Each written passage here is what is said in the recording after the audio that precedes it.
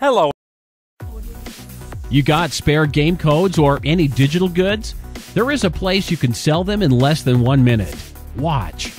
Go to G2A.com. Click Start Selling. Fast login. Go to My Account and click on Selling tab. Sell new item. Enter name, code, set a price. And done. G2A.com Digital Marketplace. Global selling simplified. Hello everybody and welcome to the D2CL. It is winners bracket semi-final time. I say winners bracket, there's only a single elimination bracket, so it's just the semi-finals time for Team Empire going up against OG Dota 2, game number 1 of this best of 3. The winner will decide who goes into the grand final to face up against Team Liquid, and the loser will drop down to play up against GB. Either way, no matter what happens tonight, OG will be playing 2 full series, 1 best of 3 and 1 best of 5. If they win, it's up against Liquid. If they lose, it's up against GB. So let's get into our game because the draft's already underway. I can welcome in my co-caster. Hi, Scan. What's happening tonight, man? And Toby, European Dota is actually so good right now. It's actually insane. I don't know when last the scene was this powerful. You can identify 8 European teams who can compete at the top level of Dota right now, and OG certainly I think are right at the top there, maybe behind the Secrets. Empire, I don't know if you want to put them 3rd, 4th, 5th, 6th, 7th, 8th, but there's that many strong European teams right now that anytime we get to see any 2 of them clash, it's you don't really know exactly what's going to happen. OG's been on a rampage recently, but they've lost a lot of game 1s. In fact, this week they won series against fought against Empire, Na'Vi, NIP, and virtus.pro. All 4 of those series, they lost game 1 and then won the series. So, I mean, yeah, OG coming into this, probably a favorite. But to say that it'll be a whitewash, not clear at all. Man, it can't be a whitewash when Team Empire gets Doom as the first pickup. Game is instantly over at this point, which is completely wrong for me to say. But I'm going to say it anyway. Also, I apologize to everyone who's tuning in right now. For some reason, the audio desk is making all the casters a lot stronger on the left ear.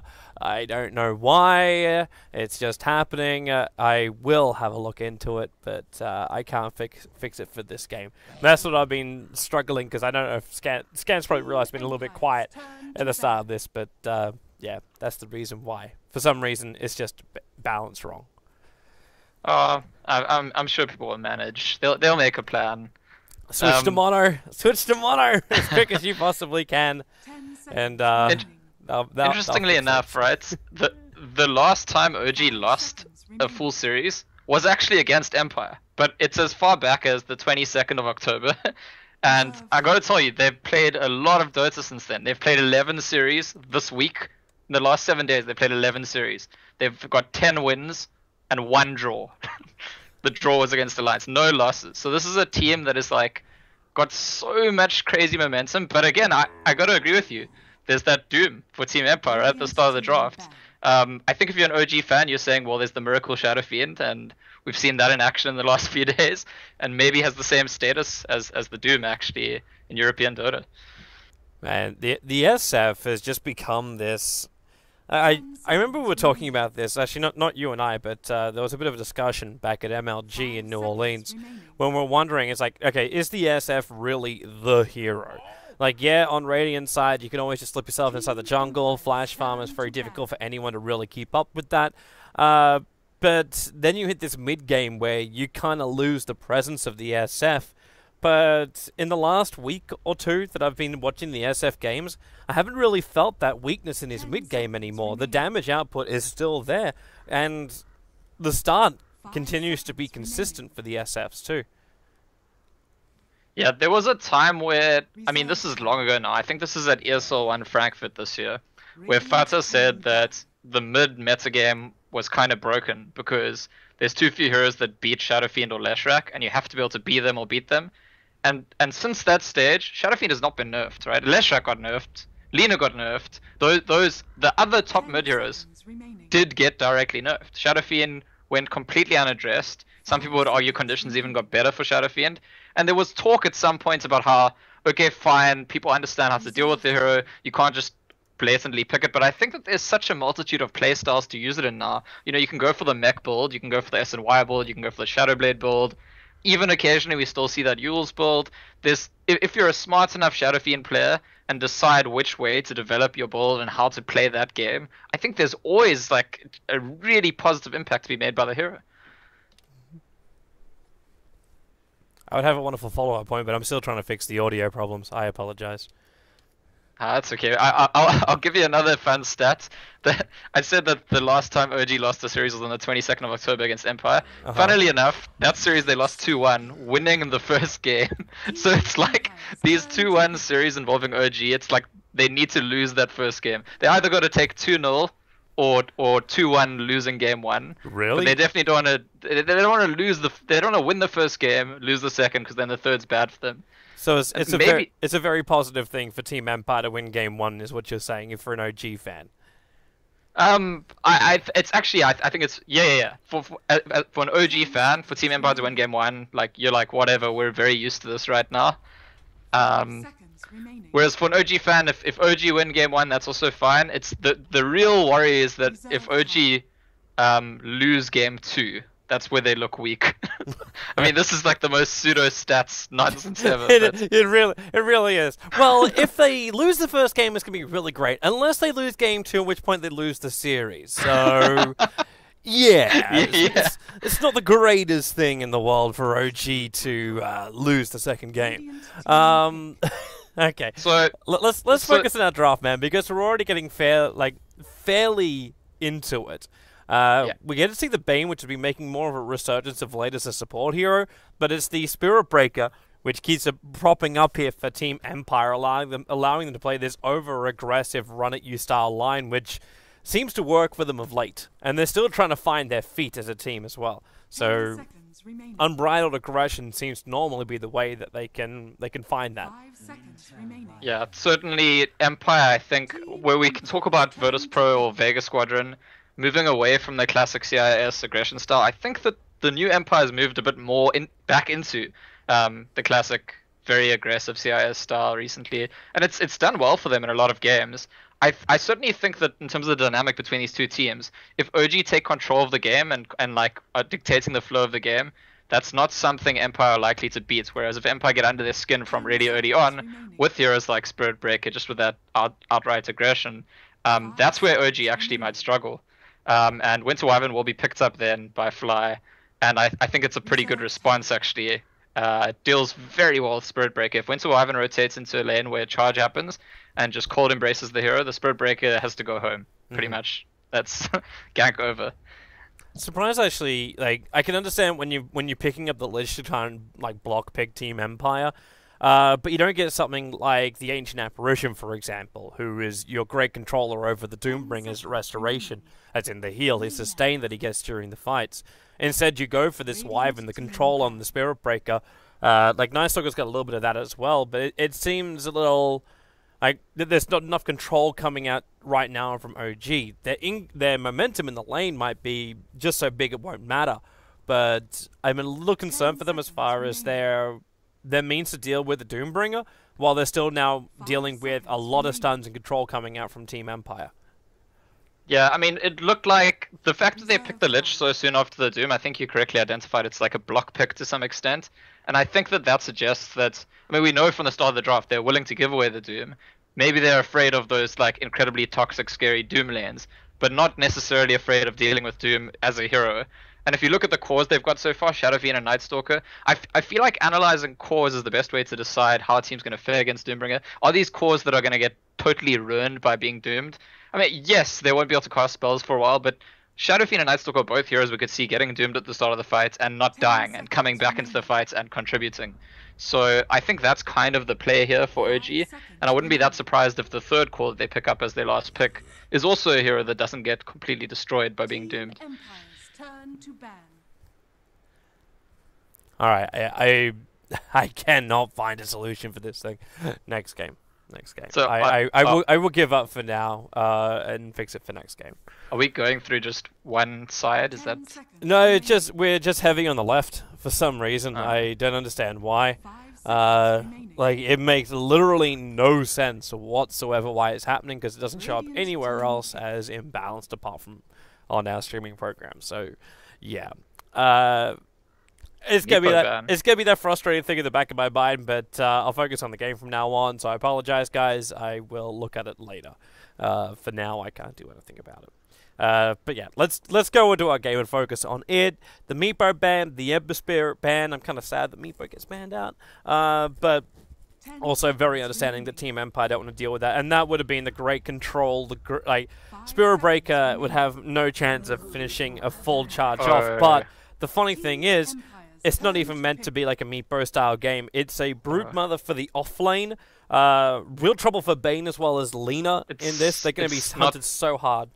I don't think it's necessarily for the offlane. Yesterday in the final game... No, No-Tail actually played safe lane Brood. Yesterday in game 4, the final game of the match between these two teams, they brought out the last pick Brood, and their 4th pick had been Centaur.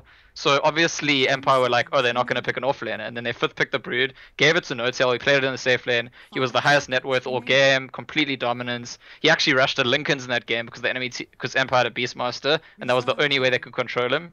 But he was rampaging all game, so this could go anywhere right now, and I think No-Tail, let's see, but yeah, it's No-Tail again. Yeah, it will be. I'd still like to see if he's going to be into that lane you're talking about, because it makes more sense with this draft to run a safe lane Night Stalker and an off lane Broodmother than switching that around to run an off lane Night Stalker. But I suppose with a Lich you can get away with that. And then with a Wyvern and a Broodmother, Team Empire's off lane's going to get almost nothing. To a point where maybe it's even a better idea to ship their lanes around. So you run like a Quap up on that top lane, then push the Doom to the off lane with Rez's Lina in mid. Literally the most recent game between these two teams, OG did the same thing, and I wonder, like, Empire must have seen it coming. They must have thought, hey, yesterday they surprised us with this like No-Tail Broodmother last pick, and so they must have a plan to do. I mean, I think one of the better ways of dealing with Brood is to gank it a lot, and I think Spirit Breaker is pretty good at that. To pick up some dust, combine with either the Lina or the Queen of Pain, and just kill the hero lots of times. And one advantage is that having the Lich means you don't have... One of your supports is not very good at rotating into a lane and saving a hero. The Wyvern can do it, but it's going to be only all on the Wyvern. Alright, so it looks like we're actually going to be jumping ourselves over to Stockholm. I'm going to actually take this moment to have a quick pause in the stream, and I'm going to make some changes. So the live stream's probably going to drop and come back up again. Do not picnic. It will be fine. We'll just be doing it during the restart. So stay tuned. We will be back after this short break.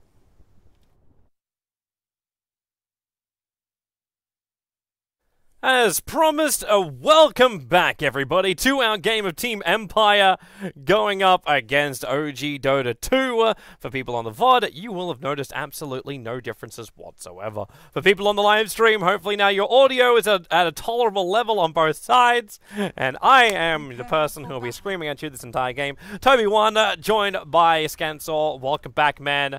We're underway on a server which players are not picking 400. It seems EU West is still in the wars. Yeah, it's looking a bit better here. Interesting to see that Resolution is going to that mid lane, because I believe all of the matches they played with this current roster, he's been playing off lane. Correct. And General's been going to that mid lane, so I guess it just could be a decision about how the lane's going to be handled better. That Queen of Pain and Spirit Breaker combined could go against Broodmother a bit better. Queen of Pain is a hero that I've seen do reasonably well in the safe lane against off-lane Brood before.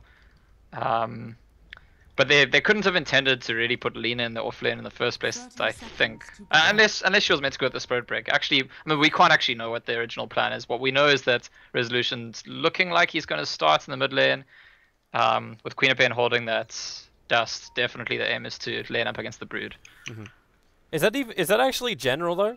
Because that is Flow actually general? Will be the question mark. I don't know. Well, top lane fight's going to be kicking off. No Fear actually going for that brain tap early on, so there's no setup or control with the Nightmare as they battle for that rune. It will go that way of Miracle, but Miracle, there's that nuke damage kicking in, but Resolution getting beaten down. Silent with that Scorched Earth also down on the field, giving him that sustain and burn across all of OG. They want to get a little bit more, which is going to be moving on to the Night Stalker, and, well, he is going to not get back in time. No Fear, that brain sap going to work so heavily. Able to pick 3 for 1 in favor of Team Empire. The rune still went the way of the SF, but you just lost 3 heroes. Yeah, and this is, I think, the start of a story that really favors Empire. I did say during the draft that the best way for Empire to beat OG seems to be to get under their skin from very early on in the game, and then just like stay ahead of them, keep the pressure on them. If OG at any point get to play their game, dictate the pace of the game, they just seem to be like the more seasoned, more like refined of the two at the moment.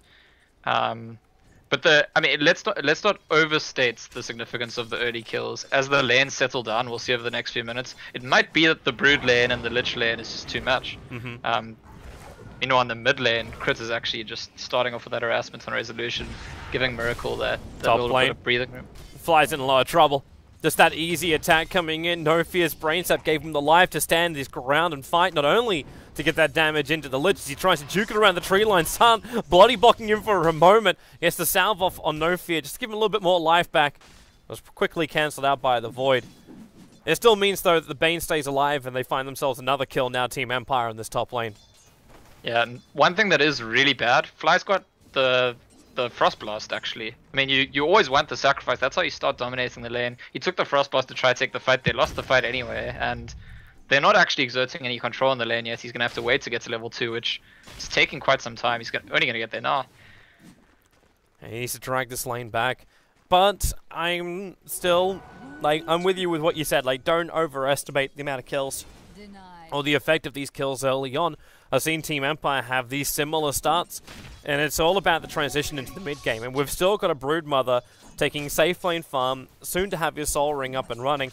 The Spirit Breaker's finding levels, yes, but he's also going to have to rotate out at some point and help out Resolution. Resolution, who can get zoned out just by having a Wyvern kick in, or something like this. Fly with a Haste Rune, running in through the back. The Light Strike Array is completely off target, and the Razor from Miracle ensure they've got enough damage to get the quick pick on the Lina.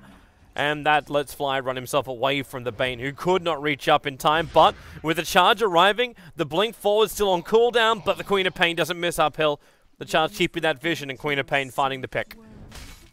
Yeah, weapon-wise been blinking up and down, like just in the jungle area since the start of the game. I've been trying to figure out what the movements are about, but makes a kill and now looking for another one in the bot lane. Yeah, they go for the dust. The Sentry Wall was placed down earlier on. That was meant to be the early attacker. But now Broodmother just runs himself off. That dust got only a couple of seconds left, but with the extra bash kicking him from the SB, the Broodmother will be dropping. Yeah, finally getting that bash. And this is definitely going to be, if you look at Empire's draft, they're not really kitted up to just sit and lane against Brood all game. Maybe if Queen of Pain was a core, or if Lena gets a lot of farm, they plan to deal with Brood to kill Brood several times. And so far so good. Good start for them. But when it comes to farming, look at Miracle CS. He is taking the lead in the game. And that's certainly what OG fans want to see, because we've seen time and time again that even if a team is a bit behind, Shadow Fiend gets those creeps, then farms those stacks, suddenly gets a few items and starts just controlling the game. You actually notice that Empire is also watching this stack movement. Crit's got himself being watched by this Observer Ward, so there will be a quad stack to understand when SF moves off the lane. But what can Empire really do about it? Like, are they meant to go over and try and contest the pull? And what do they even do that with? Well, they've got the Spirit Breaker, they've got the Quap, so they're pretty mobile. Wait, if they have the levels. Is this going to be a... No, it's not. I thought for a moment the Night Stalker was going to just actually kill off Silent. Because if we just hit the nighttime and he instantly got aggressive on Silent, he can do it again with the Scorched Earth now timing out. And he maybe wants to have that third level up in Void. Because he just hit level 5 and yeah, there it is. But Silent's already regenerated up quite heavily, but he can get zoned out of the lane. There's only one armor over on this Doombringer, and Face Boost won't give him the movement speed to get away, so it's just up to a couple of punches here from the Night Stalker, and yep, Silent underestimating that power of the Night Stalker in the first nighttime phase. Yeah, Queen of Pain was rotating in from behind to try and help, but not going to get there on time, not going to be able to do much anyway. Finds crits instead, making an Ancient Stack will get that information. And the role of the support Queen of Pain so far this game, by the way, has been to sneak behind enemy lines, get this ward, sneak behind, get that ward. Just like something that most support heroes can't safely do, but Queen of Pain with that blink, you can actually get the wards you want up early on quite reliably. The only downside is there's no initiation for them. Like, you look for something like an Earthshaker to combine up where you get that earlier stun that allows Lina to follow up with the Light Strike Array and the huge amount of damage to find a kill on mid. But they don't really have that level of rotation unless they're going to smoke up No Fear. But every time I check out this Bane, even with Brain Stab, he keeps hitting below 50% of his life. There's just no aggression that can come from him yet. Okay. Moon Meander's been spotted out by a ward, so Empire know that he's here. Resolution is trying to play defensively, but if no one rotates in, they could just dive Resolution and kill him at the tower. He doesn't have any boots yet. Well, Res knew this was coming. Silence, the Void. Moon's going to get himself out of this one. The Nightmare's going to kick in. Now, you've already blinked forward on the Queen of Pain, so level 3 with a charge coming in too. This Night Stalker will end up dying. A heavy rotation coming out from Empire, but with that Nether Strike already up from the Spirit Breaker, they just keep going further. The Splinter Blast can't get the kill on the SB, but Lich ensures the kill. Oh, sorry, Lina ensures the kill over on the Lich. But this is that rotation I was talking about. It happens, and then the Broodmother just starts attacking your bottom tower. It's... I always wonder about this in the early game. Is the trade-off always worth it? Is the juice worth the squeeze? And I'm just not certain it is when Empire rotate like this, just because of the way they're drafted in. The interesting thing there, I think, if there's a 3 hero rotation to save the Lina kill Night Stalker, well, yeah, that was actually very, very easy. That was a simple run down the bottom lane by Moon, and No Tail throwing out a level 4 spawn Spiderling. The Spirit Breaker was already pretty low, so boom, boom, he's down. I think with the mid rotation, if they only get the Night Stalker, it might not be worth it. Because they actually managed to get the Lich too, it's pretty fine. But I think you're right, that the thing that you're gesturing at in general is that the kill score can be misleading here. That it feels like Empire have some kind of control of the tempo of the game, but actually OG are getting most of the things they want done in the early game done anyway. Yeah. That's exactly what I was pushing for, man. And that's where Empire kind of need to dictate things a little bit better. You got this smoke movement into mid, and that's exactly what I wanted to see. The Nightmare off, the charge is coming out from the Spirit Breaker. There was no way Night Stalker potentially could have stunned him up and stopped this. A miracle with a double raises. He's still going to go down here. They commit 4 heroes to shutting down this SF, and it's exactly what they have to do. Get the better trade-off during the nighttime. Maybe not the greatest thing, the fact that Lina died, but the Spirit Breaker's becoming a bigger player. The Bane's finding his level, so you'll have Fiend's Grip up shortly. But you still lost your tier 1 tower on bot. And half of the life of the tier 2 tower on bot as well. I have a question, because I've not seen this yet, and maybe you have, but... Ask away. Silence Doombringer doesn't have Doom. He's level 7. He's had 2 chances to take it, and... Nope. You know, I'm actually perfectly alright with this. Because I don't think he feels like he's got a chance to get a kill. Like, if you've got a kill, then you... Like, if you've got a chance to go for a kill, do it. But right now, if it's a Night Stalker that runs at him during nighttime, the Night Stalker will tank through his initial Doom, and then there's no point to the skill point. But if he's able to have that 4th point up in Scorched Earth, then I'm okay with it. And he's holding on to his extra point now. Yeah, he's holding the 8th point now, and that's, I think, now that crits come to lane here, he's got to be thinking, this is ridiculous. A Winter Wyvern at level 4 or 5 shouldn't be able to stand in lane against me, and Scorched Earth plus Doom should actually make that kill. So I think he'll consider it if he gets into a position where he can actually go for that move onto the Wyvern. And yeah, he's taken the Doom now, so preparing for the possibility of that. Still something interesting, because if you haven't leveled that Doom, you're not able to rotate into lanes and Doom people, you're not able to use it defensively if a fight breaks out. It's not something I'd seen before, but I think your reasoning is definitely arguable that, you know, if you're not planning to use it, why not just farm better? Why not just survive better? Exactly. Like it's just it's a bigger advantage for you in the laning phase. Because you can never say like leveling up Scorched Earth is a bad thing. But there you go. There it is from Nox. It's the first game in this patch where Doom has failed to skill Doom by level 7. I mean, the hero is called Doom, right? It's like it is a critical ability of his. I will not say no to that. But man, Silent, he's an experienced player. He knows what he's up to.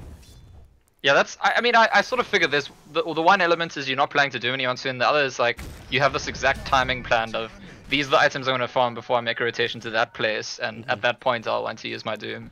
He's finally got himself the creep he wanted. He's been walking around with this Sata for a very long time, so he's had the regeneration in the lane to stay alive. Yeah, there's that charge coming in on the Brood. Look at the movement speed. Like, it's a phase boot Broodmother. They're still going to get the Nether Strike off, but you've now used that. The Broodlings are chasing down into the tree lines, revealing up the Queen of Pain's position. The Raze was way too far off target, but the Broodlings keep the vision up. So the Queen of Pain will die. The Spirit Breaker barely TPs out. That Raze a fraction of a second too late. So it'll end up being a Brood for a support Queen of Pain trade-off. But they instantly want to try and attack on top. Now, this Dire Observer Ward did scout out the fact the trees went down, but they trigger out the darkness. The chase coming in, and No Fear is just one void away from death. He couldn't get the Brain Zap off. Kryn, however, will be Laguna Bladed down, so there is tit for tat coming out on the top lane. And the charge is still now tracking the Night Stalker. I don't think he'll go through with this one, though. No. Yeah, just seeing where he's moving. There's no support that can follow him to the other side of the lane. Like, if you had the Queen of Pain up with, like, a Sonic Wave ready to go in the neighborhood, I would be for it, but she was back at base. So there's no way for her to keep up with this Spirit Breaker. Well, Empire attempting to defend their mid tower.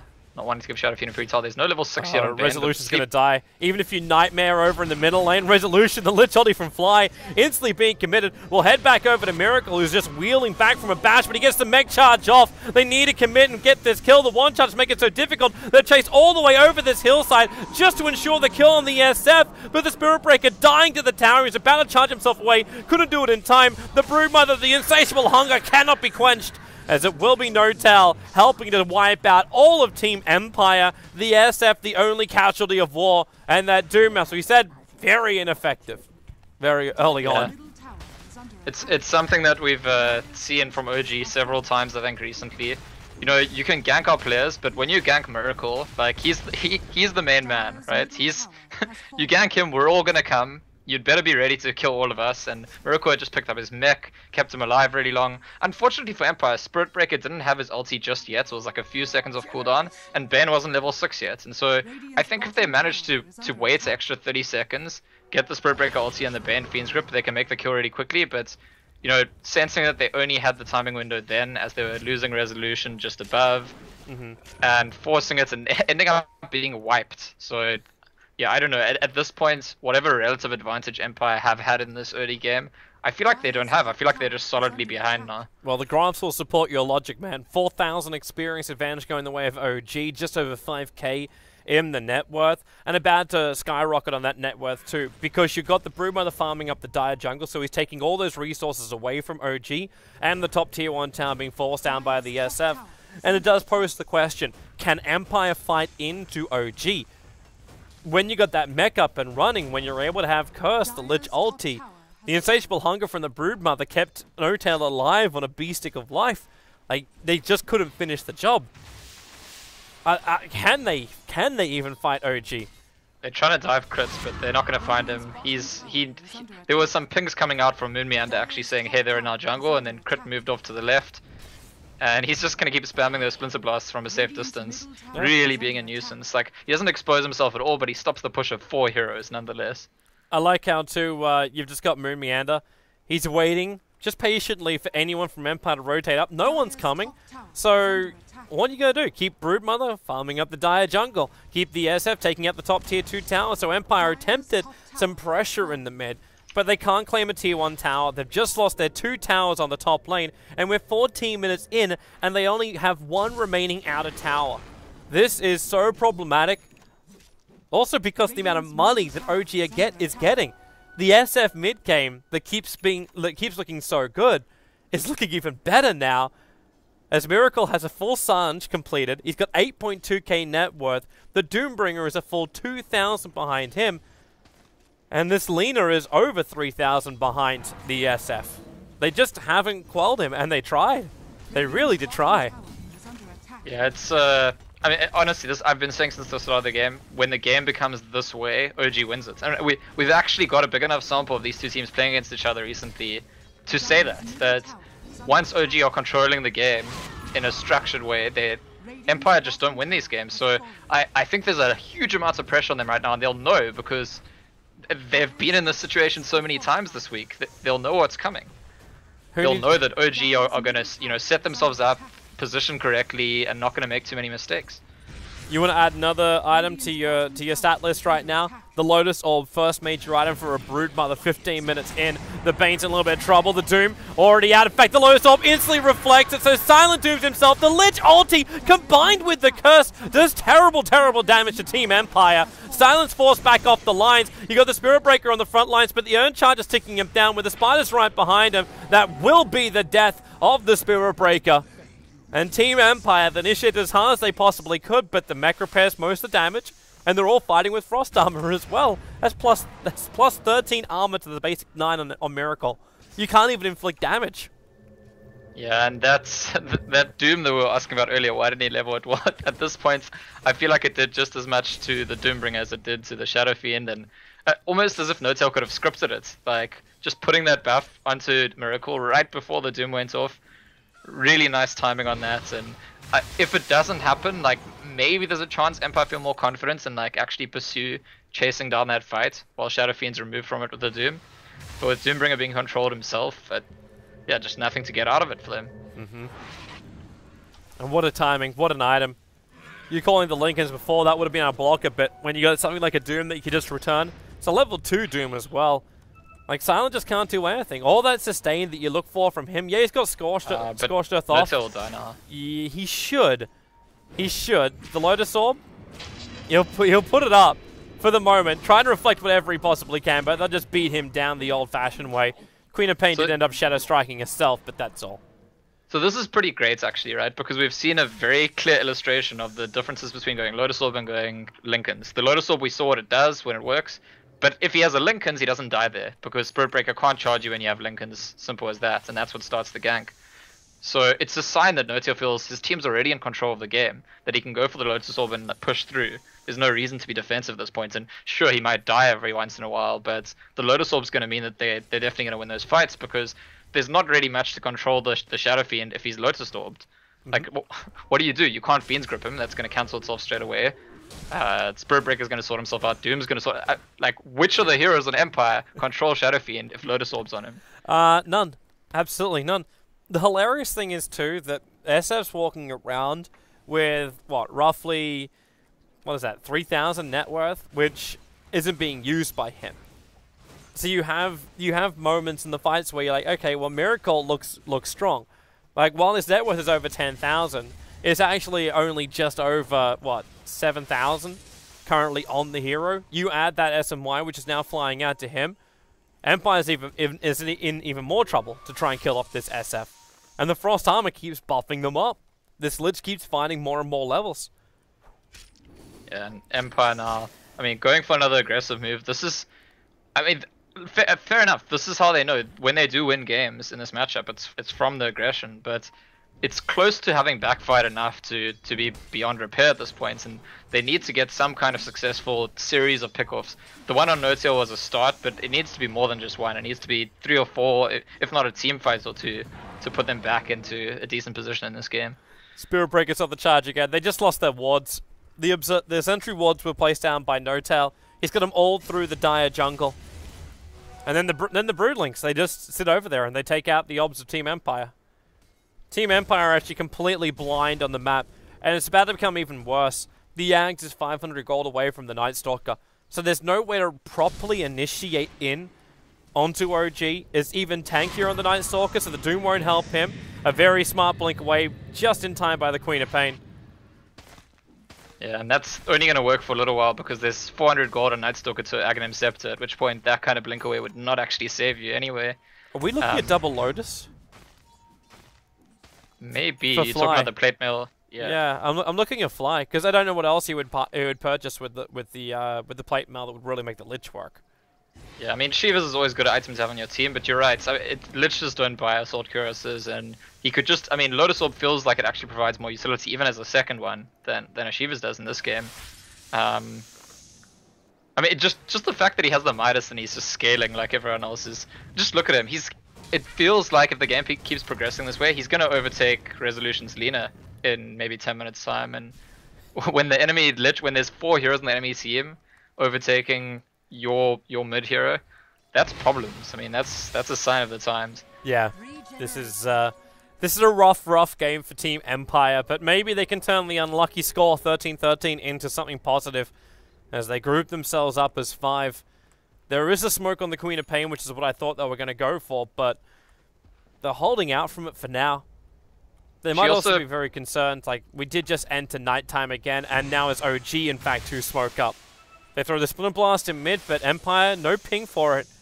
And they're going to call for a 2-minute break for now, so we get a moment just to get our bearings and think about what Team Empire are really facing.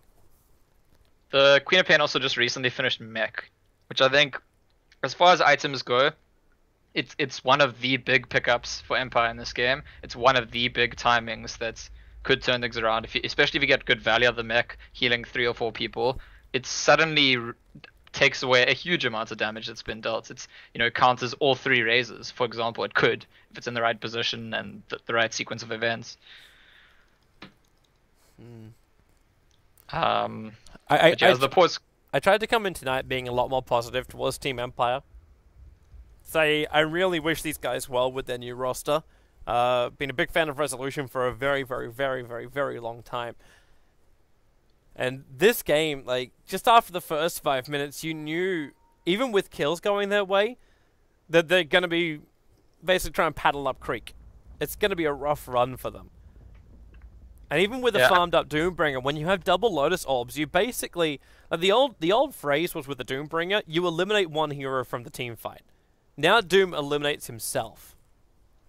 Because he can't do it. Like, there's just nothing he could do. And with the Lotus Orbs up too, Lena's going to be scared as well. Like, there's just too much control that OG's got, be it through the team fights now, the vision game, the damage output, as well as the push power, because they've got an early game Broodmother with good momentum. And this Broodmother's not even one of those heroes which you say, oh my lord, this is a push style hero. It's actually a team fight style hero because of the Lotus Orb build early on. So one of the interesting things about Broodmother in particular, being the Lotus Orb holder, is that usually if you... Oh, hang on. Silence over on the Queen of Pain. The Luchol is going to not bounce out. In fact, Queen of Pain going to take the damage and crit. Well, there's your Fiend's Grip. It holds the Lich out. The Lotus Orb wasn't up in time, so it didn't reflect out that Fiend's Grip.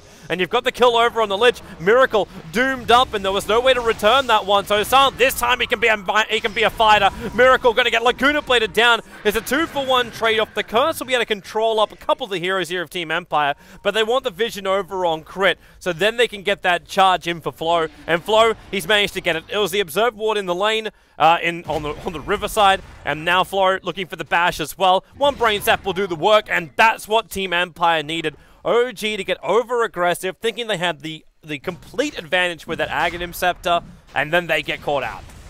I wonder if, I mean, we don't like to talk about these things, but I wonder if the pause, like, just kind of threw off OG, because the fight broke out.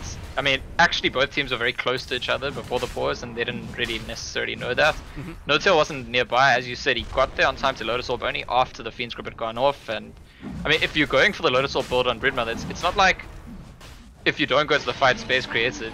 Your team lost the fight, but you're pushing with your Necros, or you're pushing, like, the item only gives dividends if you're at the fight and doing things with it. And I was actually going to say right before the fight, one of the nice things about having on Broodmother is usually when a team has to deal with Lotus Orb, they can try and just get vision of the hero with it, and then identify when they're going to be able to use the debuff. But you never see the Brood coming, so if he's around in that fight, maybe things are slightly different, and OG get themselves caught out in a position where they're outnumbered, and that's exactly what Empire are looking for in this game. Empire, if they can consistently do that, especially now they picked up the rush, take 2 or 3 more fights where they just have the numbers advantage, they can come back into this game for sure. Well, it's the perfect way to do it. When you're also behind so far on the net worth, it's so valuable to win a fight like that. Now it's only about 2.5k net worth advantage for OG, and the experience is almost zeroed out. It's been that heavy of a swing for Team Empire because they also took Roshan directly after it. The Doombringer now has a little bit more control during team fights, straight up against the Sparlings have both Scorched Earth as well as the Shiva's Guard popping. And he's all about the auras, both Vlad's as well as Shiva's being purchased up. It's almost reminiscent of the way Artstyle used to play this safe lane Doombringer, where they get the early Vlads on the Doom, jump in for the Roshan, take it, then move on and just keep pushing, using the aura to do most of the work every time. Yeah, it's scary. I mean, and we get to the point where Doombringer is about his auras, right? He's about the Scorched Earth and the auras and the spam level deaths, just as much as he is about the Doom. So yeah, well done. You've got a Lotus Orb, which deals with one of my skills, but I'm building myself to be like this walking fountain that just gives everyone auras and sprays fire everywhere. And I do feel maybe something that is still looking very good for OG is that they've got this Night Stalker Agnum Scepter gem combo, and so they shouldn't be caught unawares that easily now from here on out with that kind of map control. For now, Empire, recognizing that they don't, with that Aegis and with the comeback they've gotten, they can just group up and push some towers because they know that OG don't want to fight into the Aegis. Yeah. And they also know that OG's not going to get a good trade out in the lanes. While you're pushing in the top towers, you're taking them out. What's OG doing? They're pushing the creep wave into your tier 3 towers, but they won't be able to reach the high ground and do enough damage because, as you mentioned previously, the Broodmother didn't pick up the Necro Book, so there's no huge amount of pressure coming out from him, or an early Desolator, or something like that on the OG heroes. They're a lot more passive in their builds. The SMY mech coming out from SF, he just stands and fights during the engagements. The same thing for the Night Stalker. He's more vision and a couple of voids. Wyvern requires Empire to be out of position to do his work because he doesn't have that Blink Dagger or Force Staff yet, and looks like he's actually building into Glimmer Cape for now. So it's the perfect time for Empire. They read the situation well, and now they're starting to really level everything out. The gold is coming back their way. The experience is starting to swing back the way of OG again. But you finish up your Greaves over on the Queen of Pain. So she's ready to dispel whatever she possibly can and give that advantage during the fight. Resolution has initiation through his Shadow Blade with the immortality of the Aegis. I'm loving this from Empire. They just have to keep their wits about them and get a solid fight, and then they control the tempo of this game. I think that going forward, Miracle Shadow Fiend will be the most compelling carry force in this game. I mean, there's no like genuine carry on Empire. There's things that have carrying aspects about them, but they're not really like hard hitters or scalers. And I think it depends on how well Empire control Miracle, and alternatively how well OG protect Miracle. So the timings of Lotus Orbs and Glimmer Capes and Cold Embraces, things like that. Is Miracle going to be controlled by Empire, or is Miracle going to control Empire? That's kind of going forward. I feel like how the rest of the significant fights will be determined in this game. I'd also have in the back of my mind just what is the trade-off for Empire to take these fights. The Broodmother sitting on the top lane at the moment. Now, we mentioned that there is no real pushing power coming out from the Brood. Empire take out a tier 2 tower, but you're okay with this. The top lane's going to keep pressuring into the tier 3 tower, so how does Empire find the space to say, you know, we can push this out? Like, you're frost armoring up towers, making it even more difficult to just finish the job. Is that Brood? Okay, they're just charging onto the Spiralings on top. Yeah, this is the decision I was wondering how long it takes. Empire have to fall back because they're worried about the split push. Yeah, and it's a problem because, as I've said several times already this game, we know that OG are the team that's likely to win when Empire start playing on OG's terms, when they start reacting to what OG's doing and, you know, playing by their rules. But they've lost that gap. The Aegis is gone now. Like they got a huge chunk out of winning that fight, taking the Aegis. They got a bunch of towers. They've pretty much equalized the game. But as the game stabilizes, it does feel like OG are sort of in a commanding position in terms of dictating the terms. And Fly, by the way, is finishing a second Lotus Orb because he's picked up that Perseverance just a short bit away from the recipe. Okay, so he gets Lotus Orb. We get a Lincoln Sphere build kicking in for the SF, and it's a Skadi as the second major item for the Broodmother. Yeah, it's interestingly enough, I was wondering if Brood might go Lincolns on top of Lotus Orb. It does feel like maybe too much utility and too little actual do things. Yep. And I know it's... Do you know about the famous unnamed Russian guru who taught everyone to play Broodmother? There was some Reddit thread about how when Broodmother exploded into the professional scene... It was the guy that trained Mag. Like, I read about this after ESL 1 New York. Yeah, exactly. So there's a guy who trained Mag and DK Phobos, like gave them lessons on how to play Brood, and he said, one of the things that he said is that almost every game Skadi is an item you want to buy in Broodmother. We don't actually see it that much in professional games, but honestly, for me personally, despite the fact that that guy's not a professional player, he's like probably the foremost expert on Broodmother in the world, as far as we know. So I'm gonna go with Skadi's a good buy as like a generic Broodmother's what's going the to tank up reasoning and fight. behind it? Like, is it meant to be so the Broodmother is able to be stronger during the fights, have something up against these BKB heroes all the time with the slow? Like, what's the method behind it? I think the explanation is to make Broodmother consistently relevant in a fight. So it's not just like you do things when your ulti's on, or you do things while you have Orchid cooldown, or you do things during BKB. It's that you can kind of be annoying enough to go in and out and slow people and threaten to kill people, while at the same time being tanky enough that you don't just die every time you reveal.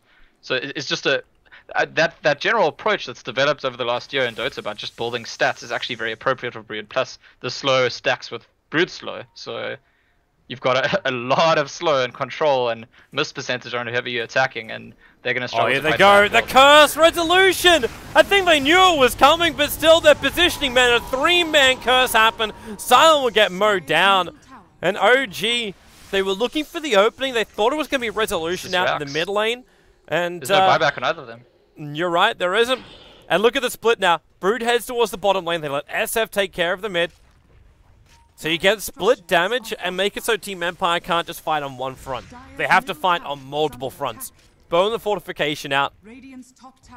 So this OG are actually, the way they're positioning for this push, they're positioned very defensively because they don't know that there's no buybacks. They have to assume there's buybacks. As it turns out, Doombringer bought most of a BKB in his stash. Oh, no fear. Silenced up. There's your charge coming in from Flo. The Splinter Blast going to bounce out, but Bane still able to survive for this one. The mid tower's being worked down. The Queen of Pain decided not to come and join the fight. She's still pushing out that top lane, but you're losing your mid racks. But she knows it's pointless. Okay, yeah, finish the job. There goes your melee racks. But she realized there was no point just trying to fight in the mid. It would have just been her death anyway. So she blinks, she TPs. The vision's there, and will the stun happen? Not in time. TP out just the nick of time there. I think this shows us something so important about information, because I genuinely believe that if you told OG after those 2 pickoffs, hey, they can't buy back, that's at least 1 set of racks, probably 2. But they approach the push so defensively because there's no way for them to know that there aren't any buybacks, and they figured it out when they went for that bit of aggression diving up the hill. Hey, hang on, if there were buybacks, people would be buying back now, and then they've decided, okay, let's just force down this racks. But the Queen of Pain actually gets a decent trade, purely based on the fact that there's a kind of lack of information on the side of OG, and you can't criticize them for it, for playing according to what they know. They know there's a chance of buyback. They don't want to throw a huge fight like they did earlier on, which cost them a huge chunk of a control they had in the game. So something I think to keep in mind, which is very significant in deciding raxing in a lot of series and even team fights, is that we as casters or observer spectators have a lot more information than the players have a lot of the time. That is true. We have everything at our disposal thanks to Valve. OG. Well, they're going to get that information. They see resolution. Crit goes instantly for the curse. They want this Lina down. The Lich Holy, it's going to bounce up and over towards Flo, but resolution, the defensive Euroscepter, just allow Miracle to line up for the pop, which is going to be through his Requiem. The Gemma True Sight lost for Team Empire as well. So they can't keep the control, and there's no buybacks for resolution or for the Bane. And this will be the end of the mid-racks. Even without the creep wave there, they can still fight through that backdoor regeneration. And the creep wave's on its way, so they can just rotate themselves down to the bot lane. The Spiraling's already pushing out the lane as well, so it won't be too far away. But the backdoor is now off, so Empire come up. And Empire will need to initiate just before Lina respawns. I think their axes might be dead by then already. I mean, if they initiate when she's got about 5 seconds left, they could maybe still take a fight. OG is waiting for it. You can see what they're doing. And here they come. That's the charge, pops the Lincolns, and again, it's about signaling, right? You use the charge, you pop the Lincolns, and that says to OG, okay, we're coming at you. And OG, I don't think they have the option to, just like make any assumptions. Rather play it safe. Fine, let's pull out. Like, I think on balance they could get those Raxes and come out of there alive. But why take the risk, even if it is a small risk? Yep. I still find it amusing you got yourself a global cancel against Lincoln Sphere, having something like charge. Yeah, it's also interesting the interaction between charge and Lotus Orb, like for making someone charge at you. I would love to see that from one side of the map to the other. Empire, they don't want to see this, however. Miracle, well, actually, maybe they do. The Doom from Sun doesn't come off in time. Miracle, Yule's up towards the air, but the missed timing over on that stun. And now Miracle protected up by the Lotus Orb. Resolution got perfectly cursed. The Lich Holding bouncing around inside the Empire heroes. Silence forced back out of the fight. Miracle still survives. He's falling very, very low. See Silent down. The Doom will finally tick him out. And Empire actually get the upper hand in the fight. They're looking for their fourth, and they should be able to claim it. Charging into that Night Stalker. You can say goodbye to that gem of his. And 4 heroes of OG, and what a time to win the fight. What a time to actually get another follow-up. Resolution was down here battling up against the Broodmother. Can they actually make it 5 for 5? 4-star away. The charge is coming in right now from Flo, bashing into the Broodmother. The control is there, and there is your brain sap. They take both gems. They take all of OG, and now they can also take Roshan. They might worry a little bit about home, however, but it's a double damage rune. They could do it nice and quick. Did you see for like a split second there, Spirit Breaker charged Broodmother, and the Brood, like, the hero stopped because it was about to turn around and charge, and notice how it's actually right click again to cancel it. It wasn't that noticeable, but it did happen. But yeah, in discussing the actual fights, I want to go back to the analysis I made earlier, because I think I still maintain that what happened here is that Miracle got controlled, and it wasn't even neat, right? It was a very scrappy controlling of Miracle at the start, to the point that they took so long. The Lotus Orb arrived, the Doombringer had to doom himself, but just the fact that they controlled Miracle, even though it was a scrappy controlling of Miracle, that's everything. There isn't a route for OG to win fights without Miracle doing the heavy lifting in the fight. It's as simple as that. At the same time, if Miracle's able to play his game in a fight, he's going to win the fight for his team. So what we're going to look at over and over again is which team is succeeding at either empowering or disempowering the Shadow Fiend. Well, right now it's in the hands of Empire to disempower him. They're looking really damn good. Spirit Breaker with a full BKB and now 2,300 gold. He just realized what he did to that Black Dragon too. It's caught up on the hillside. The funny thing is, I'm willing to say at this point that Notail might be regretting going for the Lotus Orb because of the way the game's worked out. The first usage looked really good, but if he had scaled into his usual build, the build he used yesterday with the Lincoln's Butterfly, maybe Scotty, like be an extra fighting hero, I think he'd feel more comfortable right now. Oh, Aloha Dance caught out. The Lich Oldie wants to be committed. It's going to bounce up a Queen of Pain. She's going to get her TP cancelled, and this will be Aloha Dance dying. They really need this too because it's the gem of True Sight. Like Moon Meander, looks like Crypt bought him a new one. How many gems? We actually got three gems on the field this game with the purchase of that new one from Moon.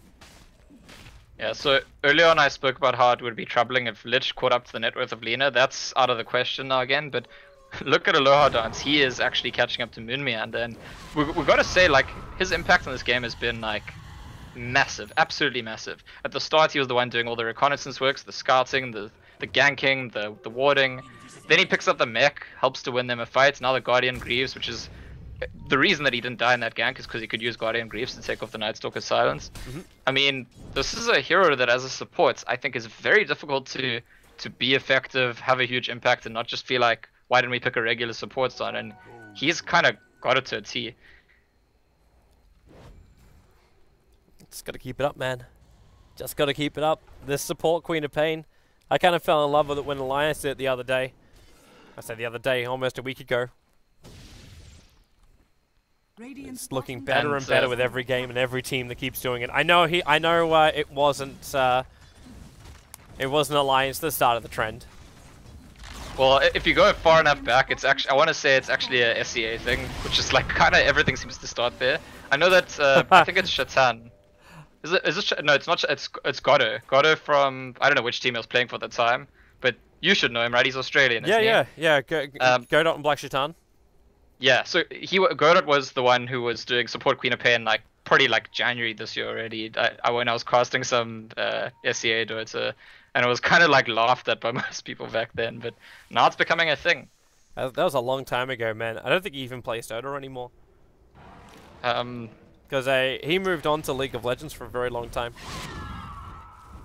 Well, that's, I guess, a loss to the Australian Dota scene, but again to the Australian League scene.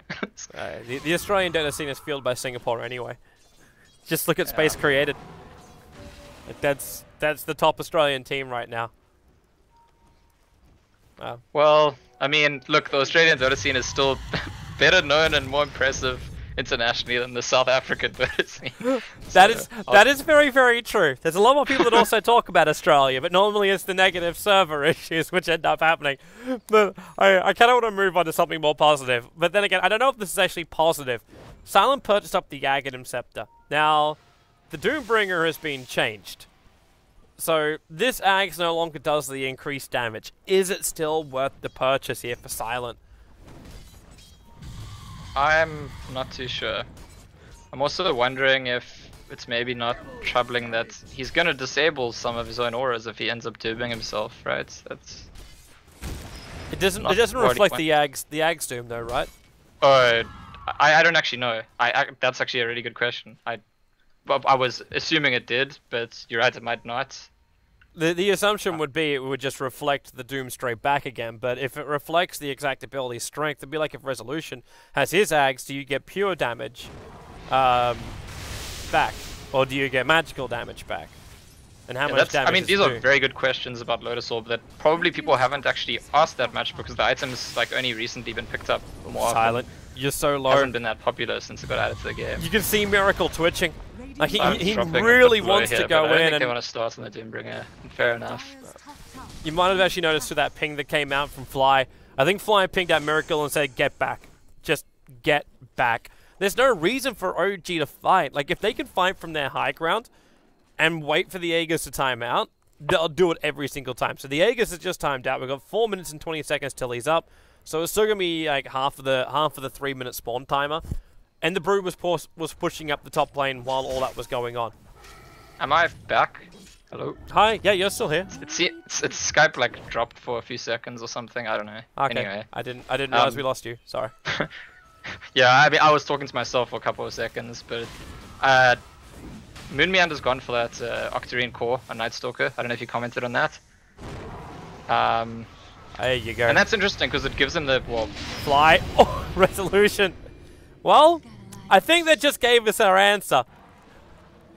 He was BKB'd Resolution and took no damage when he Laguna Bladed into the Lotus Orb.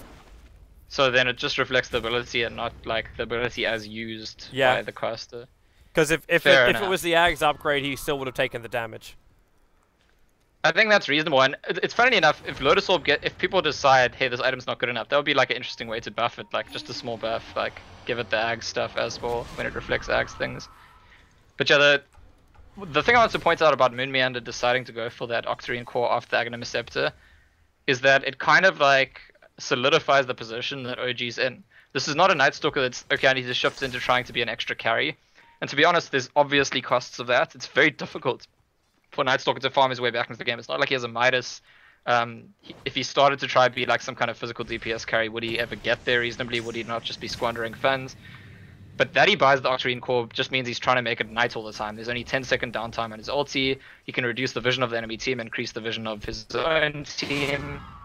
But it's still going to come down almost exclusively to Miracle when it comes to that damage output. Miracle and actually, interestingly enough, Empire. Because you've got your Winter Wyvern ulti that's going to say, use your damage on each other. You've got Lotus Orb to reflect things. You've got 2 Lotus Orbs to reflect things. Yeah. But beyond Empire damaging themselves, it's mostly Miracle. True. But then how do you damage into Miracle? He's finished up the Butterfly, he's got a Lincoln Sphere, he'll have the Lotus Orb protection, now building into Satanic as well on this SF. He's just so damn difficult to hit. You were bringing up before, like, where is the damage output coming out from Team Empire if it's not going to come from all this nuke damage? It's not going to come from physical attacks. Like, this Queen of Pain almost has to build into a Monkey King bar at this point to ensure damage into the Shadow Fiend. Same thing for the Doombringer. Like, you got the amplification coming out from the Pack Wolf Aura, but he's also at the point now where he has to sell the Vlads to pick up a new item because he went for the Blink as his last major item before to 6-slot himself up without taking out the Vlads. So And now they No-Tail's getting initiate kinda scary. into the smoke. Silence there, but where's the vision? It's there with the Gem of True Sight. Requiem Assaults from Miracle tries to go up nice and early, but Silent taking through most of the damage as Winter Wyvern gets destroyed by that Laguna Blade. Miracle's damage out, but he can't finish the job over on Silent, and he's running out of teammates way too quickly. Maybe that damage into the Queen of Pain. No, even that won't do the job. They doom over on Miracle. He is stunned up, completely controlled, and Miracle is down for the count. There is the buyback available, and No-Tail instantly sending the Spylings to the top lane. He actually forgot to attack with them, so there's no pressure being applied up there. Empire just going to come for the mid, try and get a counter Axe now. It's really interesting, actually, that Empire, their approach in that fight was actually not to, oh, we just need to kill Miracle. It was like, let's kill some weak supports, and then nothing can keep him alive, and then he'll be easy to deal with. And looks like it's worked out. And I got to say, it's something I didn't say at the start of the draft, but I think it's always worth mentioning about the Lich pick. Lich can win you lanes and like get that extra value, but when you're talking about control at this stage in the game, it's not a support that gives a lot of control. Silence up a very long way. That Lich only just keeps going to work. Gets all the bounce off. Mainly this is about keeping Team Empire off the Raxes. That's all OG want to achieve with these buybacks. But Fly called out. He's actually Cold Embrace, Lotus Orbed, as well as Speared up. And that allows him to turn for a quick Frost Blast to kill off the Spirit Breaker. Broodmother needs to walk away but can't do it in time. Resolution standing his ground, doing as much damage as he can. That BKB is going to run out pretty damn quickly. And now, well, OG... they don't want to chase this. They still have the advantage. That creep wave is still pushing in through top. They still have the mid lane going their way, and they had to lose a Broodmother and an SF. Like, only the Broodmother to defend that. That's fine. Yeah, I mean, Miracle didn't have to use his buyback. Very, very positive sign, I would say. But over and over, we get the same story of... If you remember how the fights looked when they were going really well for OG, near the mid lane, round about here, it's when the Winter Wyvern uses his ulti to initiate, and the person who gets ultied dies immediately, gets burst down. And they were killing Resolution like that over and over again. But this fight starts with the Winter Wyvern ulti on the Doom, and Doom does not die during the ulti. And unfortunately for OG, the only hard lockdown they have on their team is Crit's ulti. That's it. So it's likely that in terms of controlling the fight, things will fall out of their hands in a fight where they start the fight with the Winter's Curse and don't kill the person they curse. It's just like, I want to say that's some kind of, as a rule of thumb, they're usually going to lose those kinds of fights. Or maybe they can get a little bit more damage out with that Crystallis freshly purchased over on the SF. And this is Miracle sacrificing all forms of buyback for these items too. He understands that they need to get that instant kill, and he's the method to do such a thing. They also know that Roshan is up, so if they can get that Aegis Immortal. Well, then again, who do you even give it to? Do you drop anything on Miracle? Do you just give it over to the Broodmother? Maybe the better choice here? This is going to be a fight, for sure. Well, they'll give it a shot. Wyvern's got the curse up, but already Roshan's down. It's going to go the way of No-Tail. So they're up and ready to fight. Sun going to get control up a little bit. The Splinter Blast actually not coming out from Crit. Just that basic range attack, but Silence already at half of his life. Triggers the BKB. The charger come on the Night Stalker. He needs to actually get this darkness off to actually help out the rest of his team. But Miracle stands his ground, Fly. The Lich only bouncing around doing work, but Miracle still down. Laguna Blade able to hit it so hard into that Shadow Fiend. And Crit isolated from the rest of his team. The Broodmother's trying to fight up against Silent, but he's doomed up and he just can't do anymore. It's a double kill arriving for a low hard dance. The Broodmother Aegis Immortal will bring him back to life again. Lotus Orbs trying to protect him as much as they can, but there's just no protecting this. It's a triple kill for the support Queen of Pain, and it is Empire taking another huge fight. Even if they don't get the Aegis, even if they don't get Roshan, they take, what's that now, the third fight in a row against OG? Yeah, and support Queen of Pain has finished a Hex, by the way. That's, I mean, you're not a support anymore. You're an R-core. I gotta say, the game, the way it's turned out, has become really easy for Empire to win fights. I mean, you could see what happened there. Crit actually got off a really good Winter's Curse on Resolution, a hero they can kill. And there were three of his allies attacking him at some point, I think, or two at least. But Shadow Fiend got controlled, and if he's not attacking the person who's cursed, they're just not going to die. Yeah. So the job for Empire is that much easier. Like, someone take care of Shadow Fiend while we're cursed. That's like the bottom line for winning a fight. Look at Empire trying to capitalize on the situation as much as they possibly can. The cold slowing down the attack from Silent, but they're not fully ready to go. And with the Assault Cuirass now freshly arriving over on Flow, they've got the negative armor against the buildings too, so Empire, they take out the full mid-ranks, they get the melee on the top as well. And this gives Empire such great lane control. The Broodmother cannot keep repelling this kind of this kind of push from Empire.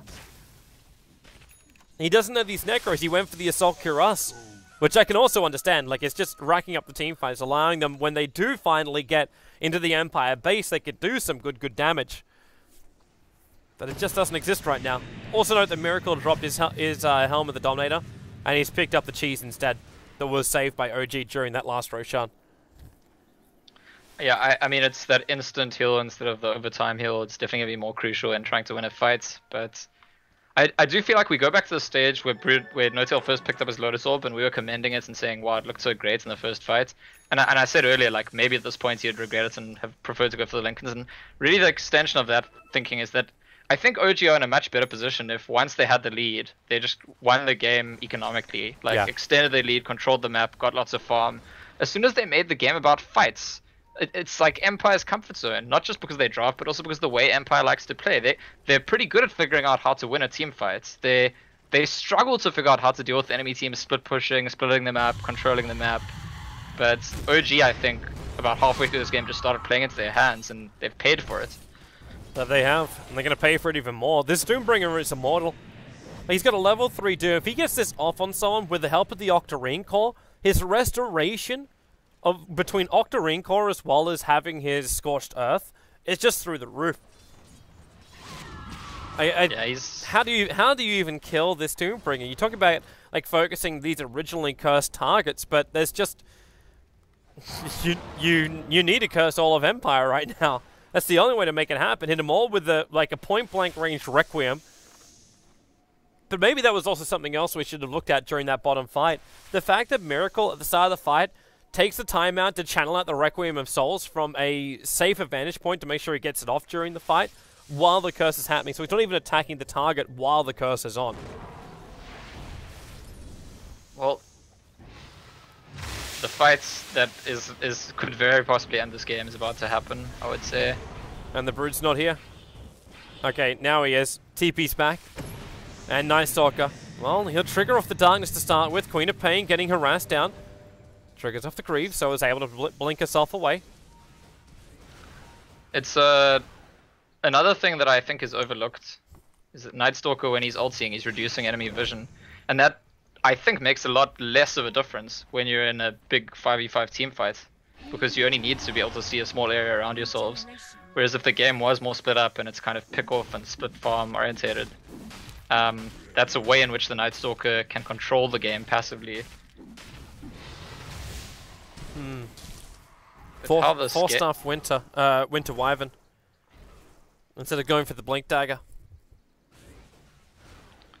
Yeah, to be honest, that's as much to get a good Winter's Curse off as it is to just like help one of his teammates, I would say, because I don't think he's been struggling to get good curses. I think that most of his curses have been pretty damn good. And I think Crit's had a great game, all in all.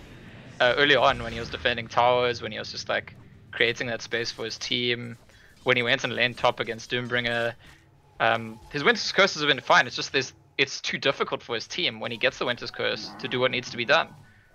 Because to kill the person, Miracle has to attack them. For that, he has to expose himself to everything. It looks like they're going to try now. OG need to win one big fight and just push the map. That's what they want. They actually, like, just even force buybacks. I know they probably can't win the game with one big fight. They need something more than that. But they're about to come in. So right now, bizarrely enough, almost nobody has buyback. Only Spiritbreaker, Nightstalker, and Bayon have buyback in this game. The SS is pretty damn close though. Like, he's only 10 gold off. Yeah, same with Silent. There's a bunch of people very close. It's just kind of funny that for this like 30-second window, a lot of people couldn't buy back. Just like how it affects. Imagine the fight happens there and people die, and then it's like how much different it could be compared to when the fight is going to happen, and all these people that are a couple 100 gold away from buyback will probably have it by the time the fight starts. And this push coming from Empire at the top. I'm wondering if OG really feel the need to defend it. Like, it's a range racks on top. It's not really that critical to hold on to. So they can keep that pressure going. And, okay, so Crit's going to end up selling his Soul Ring on bot lane. Because he doesn't want to sell the smoke, obviously. They really need those. He needs to have a TP scroll to get back to base. The Ghost Scepter is a nice thing for him as well. But it's only going to stop Resolution from beating the crap out of him. Yeah, so I want to give Empire some credit because earlier on I said that maybe they lack some of the qualities teams like Vega and virtus.pro have in terms of like controlling their aggression and being more calculated. And I think it's commendable that Empire have not forced the high ground once this game. The only times they've pushed, it's after they've already won a fight outside of the base. And I think it's commendable to recognize that even though you have really good plans for winning fights, you get a lot more difficulties when you're trying to force the enemy high ground. The positional advantage they have, the way that they can dictate, you know, control the fights, where they can stand and know that they're safe. It's a big deal, and I think it's actually very smart of Empire to take the conservative approach, wait for the next rush, actually, probably, before they try any kind of forcing of the high ground. Smart from them all. Empire understand they can't force high ground. OG understand now they can't force the fights, even if they built for it. So both teams just taking their time to get these critical items back up again. Like, I'm watching an SF now. What's he got? He's actually got the Satanic Recipe. So Miracle's just buying out for this. Once he got that Satanic Recipe, his ability to stand during the fight is so much better. Maybe, okay, yeah, that charge is coming on Crit. The Void will cancel the Spirit Breaker charge. He goes for the BKB pushback on the Night Stalker, but then you realize the damage coming in from Miracle. The Loyal will protect the Night Stalker, and the Curse is on Silent, but he got his BKB off, and the Broodmother's also going down. Resolution is the damage output. The Nightmare timing, not the perfect sync, but it's still going to help get the kill over on Fly. His Lich ulti, no fear, almost dying to it. It bounces back up. He has to BKB to protect himself. Miracle grabs himself a double kill on this fight. Now he moves over to Silent. No BKB to protect him. They do get the Doom on the SF, but you've already lost your Doombringer. Without that BKB, he didn't have the protection needed. The Night Stalker's on the chase. He won't be able to reach Aloha Dance, who just blinks himself up to safety. And OG, this is the question mark. Where do they go from here? Roshan could have spawned up, but he won't spawn for another 2 minutes. So they can check for this. And in fact, I think that's what Empire's courier is coming down here to do. Yep, it comes in, sees that Roshan's not there, and then just backs the hell out. So they understand they don't have to face up against OG. They don't have to buy back on their Doom. I think that fight, if you consider all the buybacks, is probably a small win for OG. It's not huge. Broodmother had to use buyback, so did Lich, and I think just the Spirit Breaker on the side of Empire. Correct. So it's a bigger buyback on the side of OG, but they do get better kills. They probably want to force. They could force the bottom lane. Just pop into the bottom lane. If they can get the buybacks out from Empire, then it makes it really worthwhile. Are they able to safely escape once the buybacks happen? If they do happen, or is Empire just going to drop their axes and rather not even bother with the buyback? You've still got a Satanic SF. It looks like Empire's just going to let it go. But that's so big for OG, because now they've only got one lane to finish, really. Yeah, I gotta say, that fight going OG's way, even if it's not in a huge way, it's that Spirit Breaker effect, because Empire have been winning fights where they start in a controlled fashion, and there they charge Crit, they want to start on him, he gets forced off the way, and then suddenly they're improvising. No fear stab. No fear stab. Walks forward. There's your Curse. Already the Bane on the sidelines. And Empire. The choice, do you want to engage? The answer is yes. Silent. Jumping into 4 of them. Straight the front lines. The Laguna Blade will help to kill off Crit. But that Lich ulti bouncing up again. It's not going to come back over towards Silent. The Phoenix Grip keeping the Night Stalker out of this fight. No Tell can't finish job over on the Corp. He just blinks away. But Resolution taking so much damage from Miracle. And SF gets himself the crit. And Silent also being chased down. Miracle with the double kill. And that could have been the game-deciding fight right there. Silent's being chased down. He'll drop for the count. 88 seconds on the sidelines. Buyback is available. But no Doom is up for him.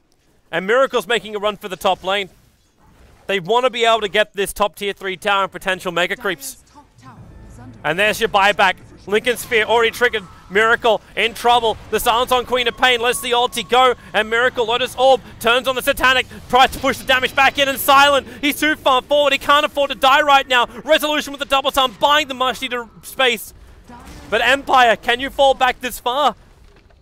The Broodmother still wants to turn around for another fight. Queen of Pain, there's no greaves available. They can't shake off that silence. The top ranks is being chipped away, and now it's actually gone. Miracle's damage is too much. Resolution will be able to get the Laguna Blade kill, but they force Mega Creeps now, OG. Buyback still available for the SF. They're going to lose No Tail as well. He can load his orb and attempt to kill an Aloha Dance, but he'll be unsuccessful. And Empire to scramble the defense, approaching the 1 hour mark.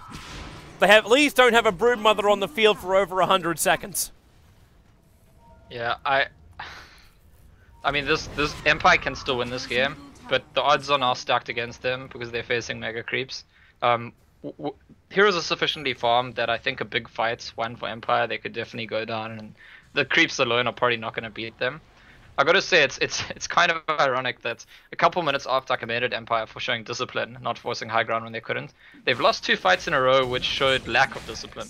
They lost a fight at the mid lane where Spirit Breaker charged crit, and he got away, and instead of, you know, retreating, Empire were like, oh, we'll just improvise and keep forcing it. And then the same thing happened. Bane gets picked off at their secret shop, and instead of going, oh, okay, our Bane got picked off, we can't do anything, they just kind of YOLO into the enemy team, and it looks like now they're going for a kind of last-ditch attempt, which I think that's fair enough when you're against Mega Creeps. Well, if they can win this fight, like, they don't have to deal with the Broodmother. They've got all their big abilities up, and they're actually just going for the tier 4 towers. They get the buyback out from the SF, and maybe this is the time to retreat. Like, you are up against Megas, but that SF still does huge amounts of damage, though it's proven they couldn't control him. Well, OG are very happy to stall. They didn't have the Doom when they couldn't control the Shadow Fiend. That Satanic was everything in that fight, and with the Doom up, it's possible they could control him, but the Curse is...